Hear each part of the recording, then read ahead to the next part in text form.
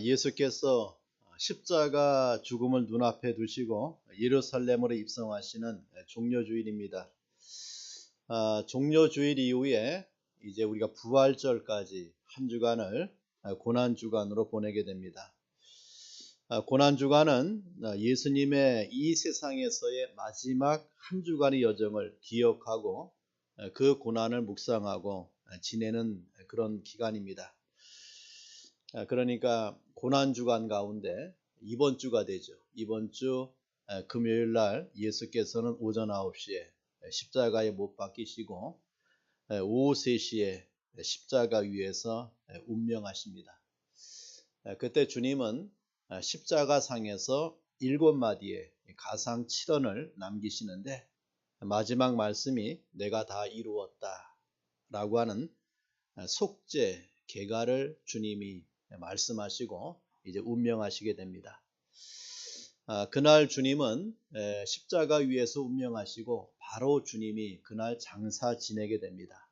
그래서 그날이 유월절 예비일이고 또 그날 저녁부터 안식일이 시작되고 있기 때문에 아리마대 사람 요셉이 준비한 아직 사람을 장사하지 아니했던 새 무덤에 예수님의 시신을 안치하게 됩니다.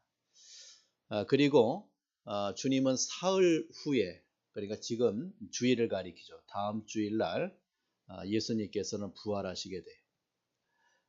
이번 주는 기독교 역사상 가장 중대하고 또 가장 의미가 있는 그런 한 주간을 저와 여러분이 보내게 됩니다.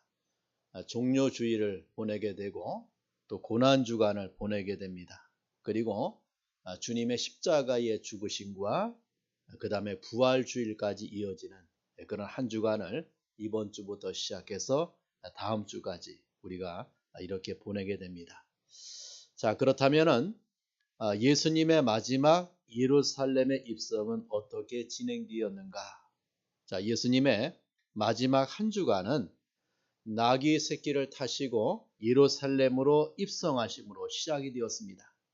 예수님께서는 베다니라고 하는 마을, 그러니까 예루살렘 동쪽에 있는 마을인데 베다니에서 나귀 새끼를 타고 예루살렘으로 입성하십니다.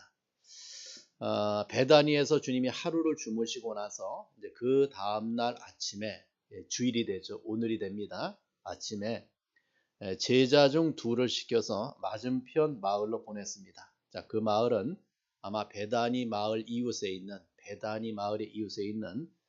벳바게라고 하는 마을로 생각이 돼요. 주님이 말씀하기를 아직 아무도 타보지 않은 나귀 새끼가 매여 있는 것을 보리니 풀어서 내게로 끌고 오라고 했습니다. 만일 누가 묻기를 어찌하여 푸느냐라고 말하거든 주가 쓰시겠다라고 일러주었습니다.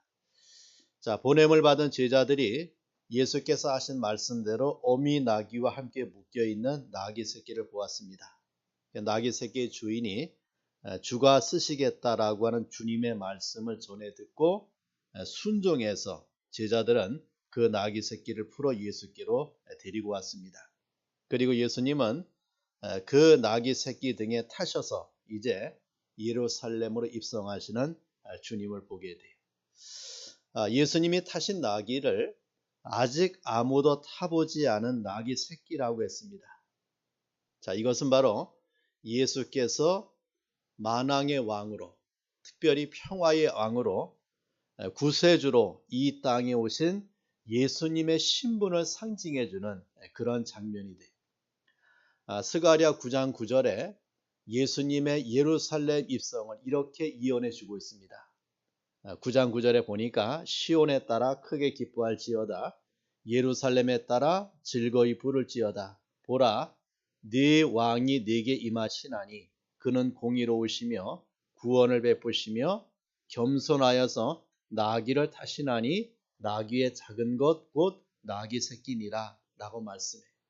만왕의 왕으로 그리고 공의의 왕으로 구원을 베푸시는 왕으로 겸손의 왕으로 이 땅에 오신 예수님이 그 예수님의 사역을 상징하는 나귀를 타고 이제 예루살렘에 입성하시는 주님을 보게 됩니다. 자, 이때는 유월절이 시작되는, 그래서 그 유월절을 지키기 위하여 전국에 있는 유대인들이 예루살렘에 모여들 때, 그래서 많이 모일 때는 225만 명이 예루살렘에 응집하는 그러한 유대인 최대의 명절의 절기가 시작이 되는 그런 때였습니다. 그래서 나귀 새끼를 타고 예루살렘에 입성하신 예수님은 그 예루살렘의 명절을 지키기 위해서 모여든 수많은 군중들의 환영을 받으십니다. 그들은 자신들의 겉옷을 예수님이 오시는 길에 펼쳐 놓았습니다. 그리고 나뭇가지를 베어서 길에 펴 놓았다라고 했어요. 여기 나뭇가지는 종려나무 가지를 의미하는데, 그 나뭇가지를 펴놓고 자신들의 겉옷을 예수님이 오시는 길에 깔아놓고 예수님을 맞이하는 군중들을 보게 돼요. 그들은 온 무리가 열광적으로 예수님을 환호하고 맞이하고 있는 것을 보게 됩니다. 성경은 이렇게 말씀해요. 예수께서 나귀를 타시고 감람산 길을 내려와 예루살렘으로 들어가고 있을 때 마침내 저들의 마음은 기쁨으로 터졌고 저들의 입술에는 찬송하리로다 주의 이름으로 오시는 왕이여 하늘에는 평화여 가장 높은 곳에는 영광이로다 라고 하는 소리가 터져 나오고 있는 것을 보게 돼요.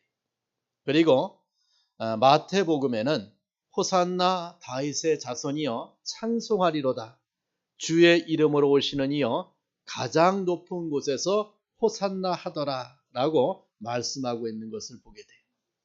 온 예루살렘에 큰 소동이 일어납니다. 그가 누구냐라고 하는 그러한 대답 앞에 무리들이 일제히 답하기를 갈릴리 나사렛에서 나온 선지자 예수라고 대답하며 그 예수께서 예루살렘에 입성하고 있는 것을 보게 돼요. 자, 이러한 예수의 열렬한 환호 가운데 입성하고 있는 것을 못마땅해 했던 바리새인들이 이것을 반대하여 예수께 항의할 때 예수님이 이렇게 말씀합니다. 내가 너희에게 말하노니 만일 이 사람들이 잠잠하면 돌들이 소리 지르리라 라고 말씀해요. 예수께서 왕으로 예루살렘에 입성하는 것을 이 사람들이 환영하는 것이 마땅하다라고 하는 주님의 주장이에요. 누구도 막을 수 없다, 그런 말씀이 됩니다. 이것을 막는 날에는 돌들이라도 일어나서 예수님의 이 예루살렘 입성을 환영해야 된다라고 하는 주님의 단호한 주장을 우리에게 들려주고 있는 것을 보게 돼요. 이렇게 예수님은 예루살렘의 만왕의 왕으로 나귀 새끼를 타시고 입성하심을 통하여 이제 십자가 지기 위한 마지막 고난의 여정을 시작하고 있는 그런 주님을 보게 됩니다. 자, 오늘 본문의 내용은 그러한 마지막 고난 여정 가운데 주님의 마지막 저녁 만찬을 제자들과 나누는 가운데 있었던 사건입니다. 예수님의 지상에서의 마지막 식사라고 해서 이 식사 자리를 최후의 만찬이라고 불려져요. 즉 유월절 만찬을 제자들과 함께 나누게 되는데, 이 식사는 예수님이 이 세상에서의 마지막 식사 자리였습니다. 자, 예수님은 제자들 가운데 두 제자 베드로와 요한을 보내어서 유월절 만찬을 철저하고 또 치밀하게 준비하게 하셨습니다. 예수님의 보냄을 받은 두 제자는 마가의 다락방으로 추정되는 곳에 유월절 만찬을 준비했습니다. 그리고 예수님과 그의 제자 12명은 이 유월절 만찬을 나누며 예수님의 마지막 저녁 식사를 함께하고 있는 것을 보게 돼요. 자, 이 유월절 만찬 석상에서 예수님은 제자들의 발을 씻겨 주었습니다. 더러워진 제자들의 발을 씻기시고 친히 수건으로 발을 닦아 주었습니다. 그리고 너희도 이와 같이 섬기라고 했습니다. 그리고 가룟 유다의 배반을 알려주었습니다. 너희 중에 한 사람이 나를 팔 것을 말씀했습니다. 자, 그러면서 예수님은 자신은 성경이 기록한 대로 가거니와 인자를 파는 그 사람에게는 화가 있으리라 라고 말씀하시면서 차라리 태어나지 아니하였더라면 제게 좋을 뻔하였느니라 라고 말씀해 주었습니다. 자, 이러한 말씀과 함께 가룟 유다는 최후의 만찬 석상을 떠나갑니다. 그리고 이제 예수님과 11 제자들이 마지막 성찬을 나누고 있는 모습을 우리에게 보여줘요. 자, 예수님께서 제자들과 함께 유월절 만찬을 함께 하기를 얼마나 원하셨는가를 성경 곳곳에서 우리가 살펴볼 수가 있는데, 누가복음 22장 15절에 보면은 내가 고난을 받기 전에, 즉 십자가 죽음을 당하기 전에 너희와 함께 이 유월절 먹기를 원하였다 라고 할 정도로 이 유월절 마지막 식사를 주님이 얼마나 원하고 계셨는가를 성경에서 말씀해 주고 있어요. 자, 우리는 이 시간에 예수님의 마지막 만찬, 즉 유월절 만찬 석상에서 주님이 베푸신 성만찬의 의미를 새겨보고자 합니다. 그것은 바로 받아 먹고 마시라 라고 하는 주님의 말씀이에요. 자, 그러면 그날은 언제인가? 그날은 유월절 양을 잡던 밤이었습니다. 자, 우리 성경 말씀 17절에 보니까 무교절의 첫날에 라고 말씀해줘요. 자, 무교절이라는 말은 누룩을 넣지 않은 떡을 먹으며 애굽에서의 구원을 기념하여 지키는 절기란 뜻입니다.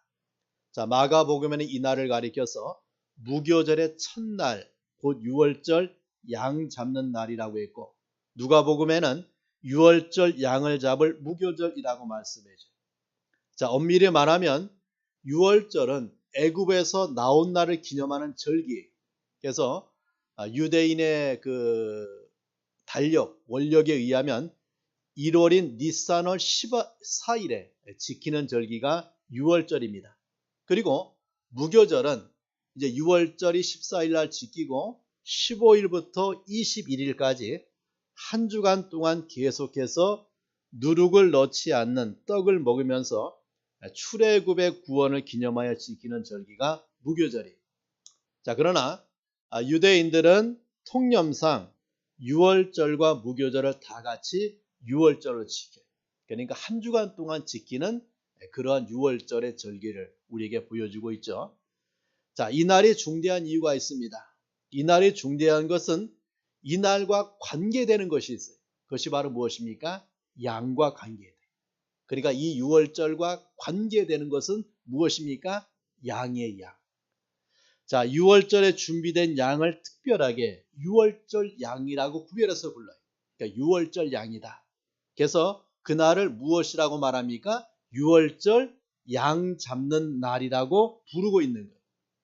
자, 유월절 명절에는 양을 잡아 그 고기를 무교병과 함께 꼭 먹어야 돼요.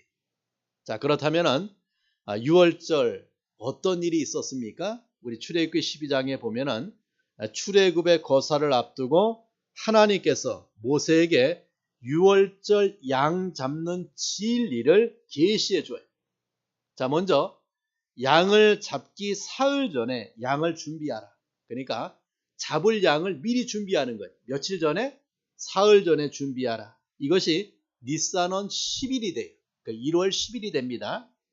자, 그리고 그것을 사흘간 이렇게 좀 보관하라. 다시 말해서 사흘간 성별에 놓아라. 그런 말씀이에요. 그 다음에 각 가족의 식구 수대로 식량을 따라 양을 취하라고 했어요. 그러니까 식구가 적은 집은 이웃의 식구와 함께 먹을 것을 계산해서 양 잡을 것을 준비하라 라고 했어요. 자, 그리고 어떤 양을 준비해야 되느냐? 반드시 어린 양을 준비하라. 어떤 어린 양입니까? 흠이 없어야 돼요. 흠이 없어야 되고, 그 다음에 1년 된 것이어야 돼요. 1년 된 것, 그리고 반드시 수컷이어야 돼요. 흠이 없고 1년 된 순양을 준비하라. 이것이 하나님의 말씀입니다. 여기 흠이 없어야 되고 1년 된 것이어야 되고 수컷이어야 된다. 이 말씀은 누구를 예표해 줍니까? 바로 유월절 어린 양으로 이 땅에 오실 예수님을 예표해 주고 있는 거예요. 자, 그리고 해질 때에 이스라엘 회중이 그 어린 양을 잡아야 된다라고 했어요. 그리고 그 양을 잡을 때 흘린 피를 양고기를 먹을 집 좌우 문설주와 인방에 바르라고 했어요. 그러니까 그 피를 어디에 발라요? 양을 먹을 집안에, 그 집안의 문설주와 문인방에 그 피를 바르라. 그리고 그 양고기를 먹어야 된다고 했는데 그날 밤에 다 먹어야 돼요. 자, 어떻게 먹어야 됩니까? 무교병, 즉 발효되지 아니한 그 떡과 함께 또 쓴 나물을 아울러 먹어야 돼요. 하나도 남긴 것이 없이 다 먹어야 돼요.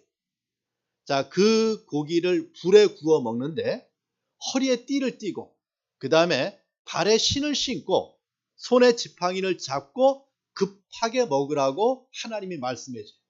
그리고 그 양의 뼈는 하나도 꺾지 말라고 했어요. 자, 이 유월절의 어린 양, 이것은 누구를 다 예표해 줍니까? 예수님을 말씀해 주고 있는 거예요. 그리고 양의 피가 묻어 있는 그 집안에서만 먹어야 된다라고 했어요. 애굽을 떠날 자는 한 사람도 빠짐없이 다 참석하여 양고기를 먹어야 한다라고 하나님께서 말씀해 주었습니다. 여러분, 바로 그 양의 피는 이스라엘 구원의 표가 될 것이라고 말씀해 줘요. 자, 그날 밤에 여호와께서 전 애굽을 칩니다.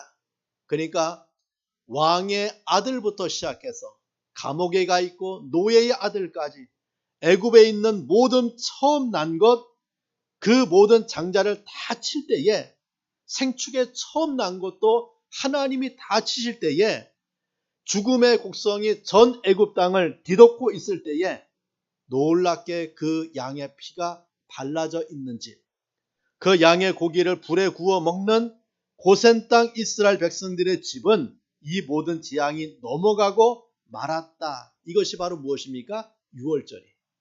그래서 그 양의 피를 보고 넘어가게 됩니다. 그 피가 표적이 되었다고 했습니다. 그 피가 이 죽음에서 저들을 구원하는 표적이 된 거예요.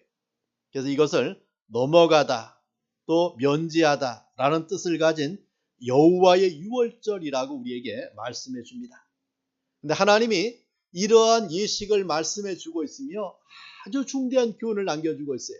후일에 너희의 자손들이, 너희의 후손들이 유월절에 행하는 이 예식을 보고 이 예식이 무슨 뜻입니까?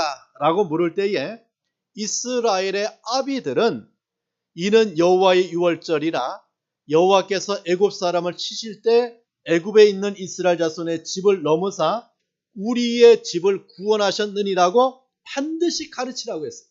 그러니까 유월절을 지키고 그 유월절의 뜻을 묻는 후손들에게 그 의미와 내용을 반드시 가르치라 라고 우리에게 말씀해 줘요. 그러니까 단순하게 유월절을 지키는 것이 아니라 그 유월절의 의미를 새기는 날이고, 그 유월절의 의미는 누구를 말합니까?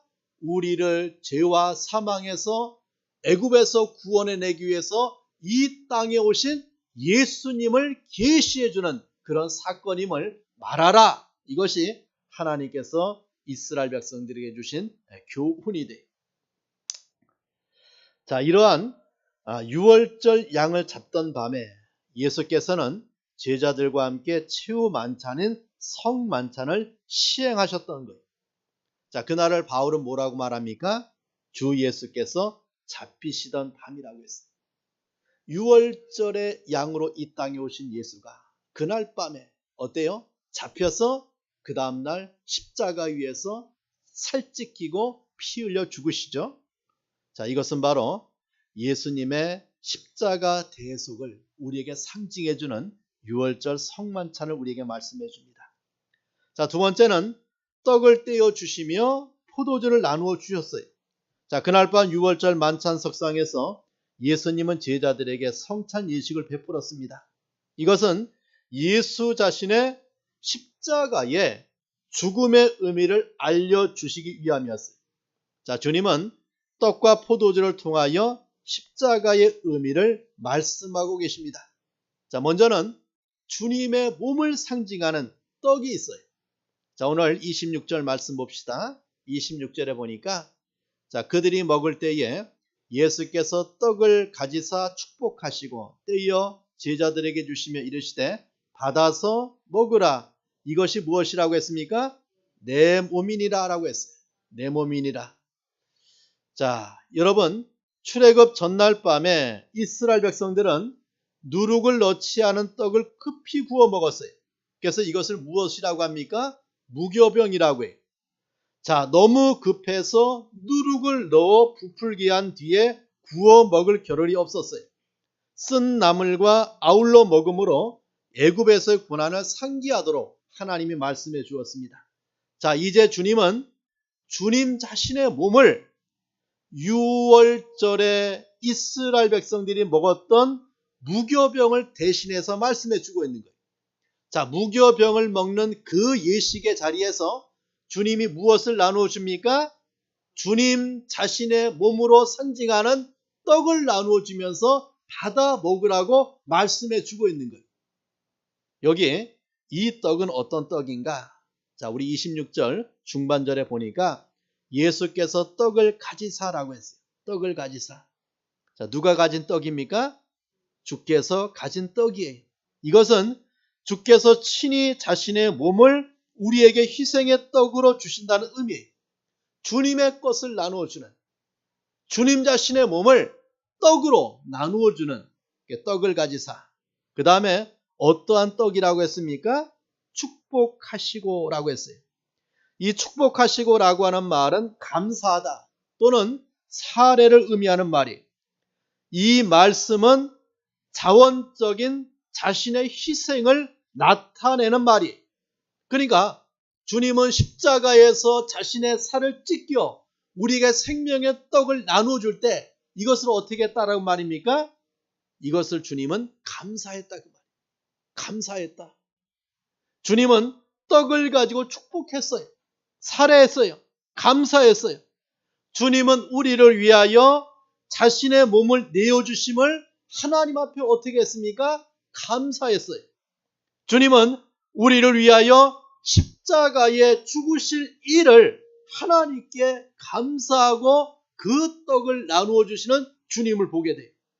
주님은 자신이 십자가에 달려 살찢고 피 흘리실 처절한 죽음을 눈앞에 두고 그 주님의 십자가의 죽음 앞에 자신의 살찢김을 어떻게 했습니까?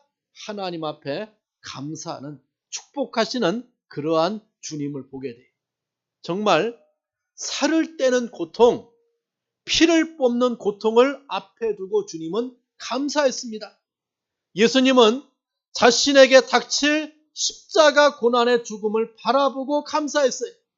이제 이 식사가 끝나면, 이 밤이 지나면 이제 내일 오전에 십자가에 못 박혀 살찌키고 피 흘려 죽는 그 주님의 십자가의 죽음이 눈앞에 와 있는데 주님은 자신의 살을 상징하는 그 떡을 나누어 주며 무엇을 말씀합니까? 하나님 앞에 감사한, 하나님 앞에 축복하고 있는 주님을 보게 돼요. 왜 그렇습니까? 저와 여러분에게 생명의 떡을 나누어 주시는 그 주님의 사랑이 자신의 살을 우리에게 내어줌으로 무엇을 말씀해 줍니까? 감사하고 있는 주님을 보게 돼요. 또 이것은 어떠한 떡입니까? 떼어라고 했어요. 축복하시고 떼었다. 자, 한 덩어리의 떡 가운데 일부를 떼어서 제자들에게 나눠줬어요. 제자들에게 떡을 떼어갖고 한 덩어리 떡에서 떼어서 제자들에게 나누어 줬다. 이것은 예수님의 몸이 십자가에서 찢기실 예수님 자신의 고통을 말씀하고 있는 거예요. 한 덩이의 떡에서 일부를 떼어내듯이 예수께서는 자신의 몸이 십자가에서 찢기심의 고통을 나타내고 있는 말씀이에요. 자, 이 떡은 누구에게 주어졌습니까? 26절에 계속해서 누구에게? 제자들에게 주시며라고 했어요. 출애굽 전날 밤에 양고기와 무교병은 이스라엘 선민만이 먹는 특별한 양식이었습니다. 예수님의 살과 피는 누구에게만 주어진 살과 피입니까? 하나님께서 구원하기로 택한 자들에게만 주어진 고유한 양식이에요. 아무나 먹을 수 있는 살과 피가 아닙니다. 오직 하나님의 백성만이 먹을 수 있는 양식이에요. 바로 택자들에게 주어진 양식이에요. 그래서 그것을 띄어서 제자들에게 주시는 주님을 보게 돼요. 자, 두 번째는 무엇을 가지고 주님의 몸을 상징해 줍니까? 바로 정결한 사제를 상징하는 포도주를 우리에게 말씀해 줍니다. 자, 27절과 28절에 보니까 또 잔을 가지사 감사 기도하시고 그들에게 주시며 이르시되 너희가 다 이것을 마시라. 이것은 죄 사함을 얻게 하려고 많은 사람을 위하여 흘리는 바 나의 피 곧 언약의 피니라고 말씀해 줍니다. 여러분, 여기 예수님은 포도주를 통하여 예수님의 보혈의 의미를 우리에게 말씀해 줘요. 보혈의 의미. 이것은 무엇이라고 했습니까? 사죄의 피라고 했어요. 사죄의 피다. 28절에 죄 사함을 얻게 하려고, 죄 사함을 얻게 하라고. 예수님의 피는 우리의 사죄를 성립시키는 피라고 우리에게 말씀해 줍니다. 주님의 피는 우리의 죄를 용서하기 위해서 흘리는 무슨 피라는 말입니까? 죄 사함의 피라고 우리에게 말씀해 줘요. 그래서 여러분, 에베소 1장 7절에 보니까 우리가 그리스도 안에서 그의 은혜의 풍성함을 따라 그의 피로 말미암아, 예수님의 피로 말미암아 속량 곧 죄 사함을 받았느니라. 또 베드로전서 1장 18절에 19절에 보니까 너희가 알거니와 너희 조상이 물려준 헛된 행실에서 대속함을 받은 것은 은이나 금같이 없어질 것으로 된 것이 아니요 오직 흠없고 점없는 어린 양 같은 그리스도의 보배로운 피로 우리가 구원의 은혜, 죄사함의 은혜를 받았다고 성경이 우리에게 말씀해 줘요. 예수님의 피 흘림이 없이는 우리에게 사죄의 은혜가 없어요. 주님이 왜 피를 흘렸습니까? 바로 너희의 죄를 대속하기 위하여 흘린 피라고 우리에게 말씀해 줍니다. 자, 그 피는 누구를 위하여 흘린 피였습니까? 28절에 말합니다. 많은 사람을 위하여라고 했어요. 자, 모든 사람이 아니에요. 모든 사람이 아니라 어떤 사람입니까? 많은 사람을 위하여 흘리는 피예요. 자, 이 말씀은 예수님의 죄 사함의 피 흘림이 모든 이 세상의 사람들을 위하여 흘리는 피가 아니라 오직 누구만을 위하여 하나님께서 구원하기로 작정된 자에게만 해당되는 피 흘림이라고 하는 말이에요. 선택받은 자들을 위하여 흘린 피예요. 각 나라와 족속과 방언들로부터 이루 셀 수 없는 큰 무리가 어린 양의 피에 그 옷을 씻어 쉬게 되었다. 계시록 7장 14절에 말씀해 주고 있듯이 누구를 통하여? 하나님의 선택된 자만이 예수님의 사죄의 은혜를 받을 것을 우리에게 말씀해 주고 있는 것이 주님은 이렇게 많은 사람을 위하여 내가 이 대속의 피를 흘릴 것을 말씀해 주고 있는 거예요. 그리고 흘리는 바 나의 피라고 했습니다. 누구의 피입니까? 예수님의 피.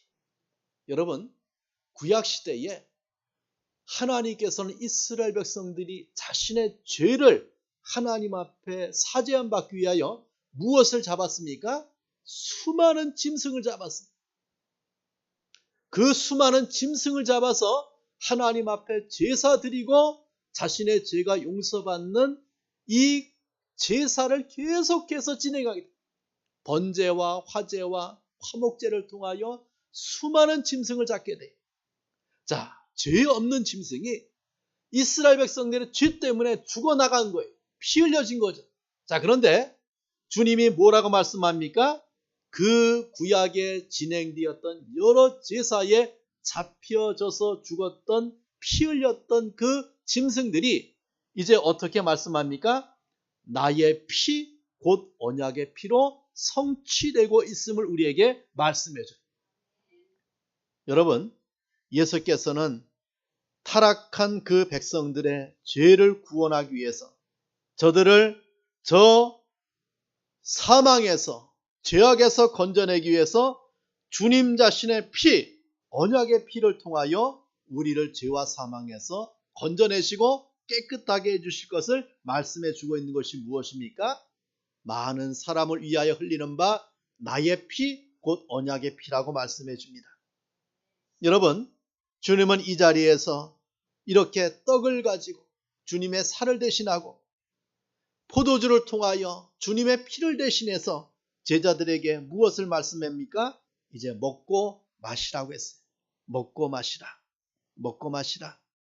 유월절에 잡은 유월절 양이 아닌 자신의 몸과 자신의 피를 제자들에게 먹이고 마시우는 새 언약을 만드시는 주님을 보게 돼요. 그리고 예수님 자신이 그날 밤에 잡히시고 그 다음 날에 십자가에서 살 찢기시고 피 흘리심을 통하여 우리를 위해서 무엇을 남겨주었습니까? 자신의 생명의 떡을, 자신의 사죄의 피를 남겨주고 가신 주님을 우리에게 보여줍니다. 자신의 육체를 가지고 자신의 피를 가지고 우리를 죄와 사망의 진노 가운데 구원하시기 위하여 친히 유월절 어린 양이 되셔서 자신의 살과 피를 나누어 주셨어요. 주님은 바로 그날 밤에 친히 떡을 떼어 살해하시고 제자들에게 주시며 너희를 위하여 주는 내 몸이라고 했어요. 잔도 이와 같이 하여 이르시되 이 잔은 내 피로 세우는 새 언약이니 곧 너희를 위하여 붓는 것이라고 했습니다.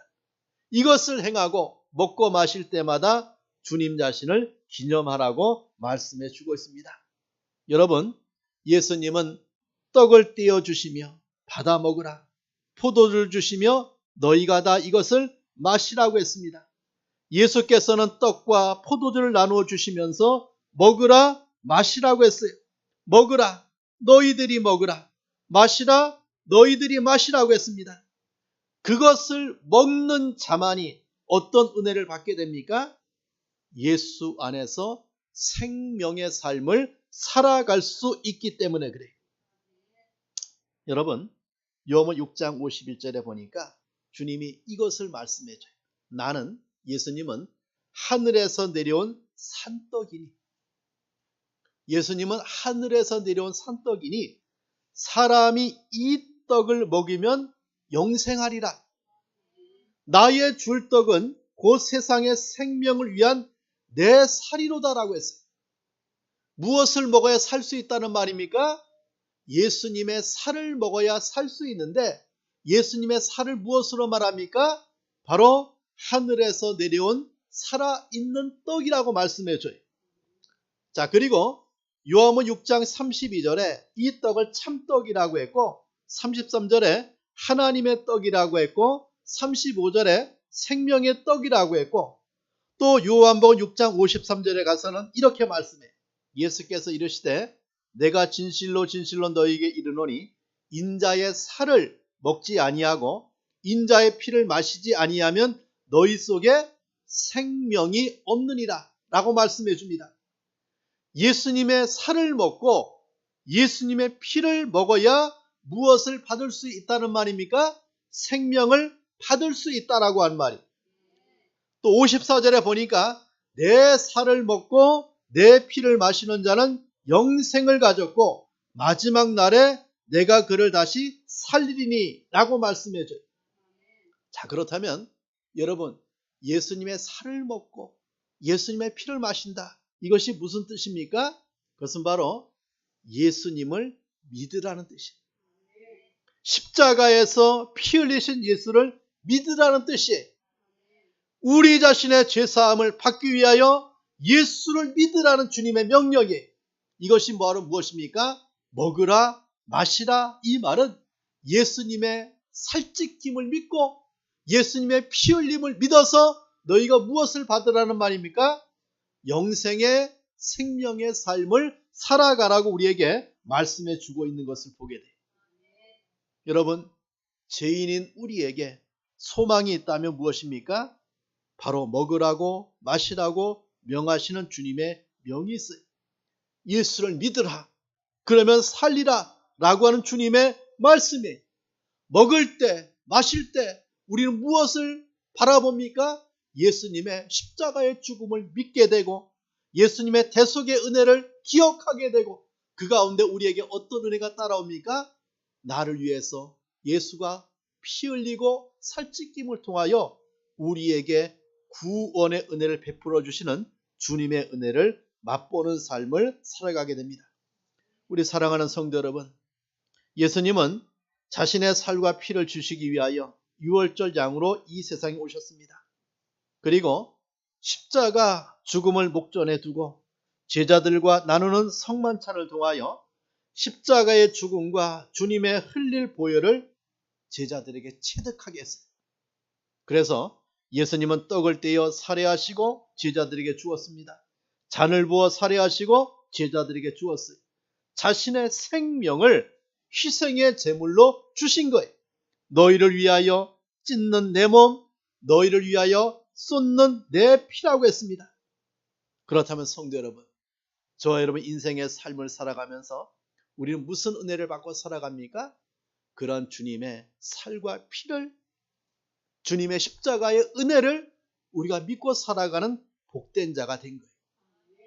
이 고난주간에 우리는 이러한 은혜를 바라보고 이렇게 우리의 생명을 나눠주기 위해서 영생의 은총을 베풀어 주기 위해서 주님은 고난의 길을 걸어가고 십자가 위에서 그것을 성취하고 부활의 영광을 통하여 저와 여러분에게 생명과 부활의 은혜를 말씀해 주고 있는데, 그런 은혜를 가지고 이 한 주간을 살아가고 또 다음 주 우리가 부활주일에 그런 부활의 주님과 함께 성찬 예식을 통하여 그런 주님의 은혜를 우리가 만끽하는 그런 축복의 은혜가 있기를 간절히 축원합니다.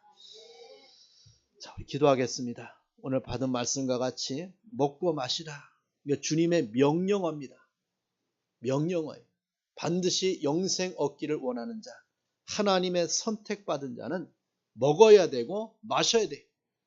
자, 이것을 주시기 위해서 주님은 유월절 어린 양으로 이 땅에 오셨고 그 유월절 어린 양 되신 예수께서 십자가 위에서 살 찢기고 피 흘리심을 통하여 유월절 어린 양의 살과 그 피를 우리에게 다 나누어 주심으로 우리가 그 예수로 말미암아 영원한 생명을 받아 소망의 삶을 살아갈 수 있도록 은혜를 주었습니다. 자, 그 은혜에 감사해서 기도하는 시간 되길 바랍니다. 하나님 아버지 감사합니다.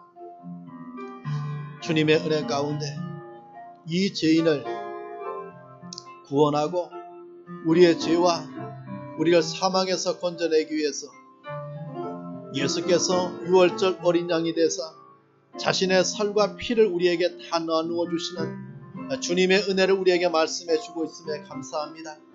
하나님 아버지, 우리가 그 예수로 말미암아 얻어진 이 구원의 은혜에 감사하고 그 은총에 감격하는 신앙의 삶을 사는 그런 자가 될 수 있도록 주님이 은혜를 베풀어 주시옵소서. 하나님 아버지 감사합니다. 죄인인 우리에게 찾아오신 예수께서 유월절 어린 양이 되신 예수께서 자신의 살과 피를 통하여 우리에게 영원한 생명의 은총을 베풀어 주신 것을 감사합니다. 받아 먹으라, 받아 마시라. 우리 주님이 우리에게 영생을 주시기 위해서 자신의 살을 내어주고 자신의 피를 내어줌으로 그 살을 먹고 그 피를 마심으로 그 예수를 내가 믿음으로 우리가 영원한 생명, 구원의 은혜를 받고 살아갈 수 있도록 은혜 주심을 감사합니다.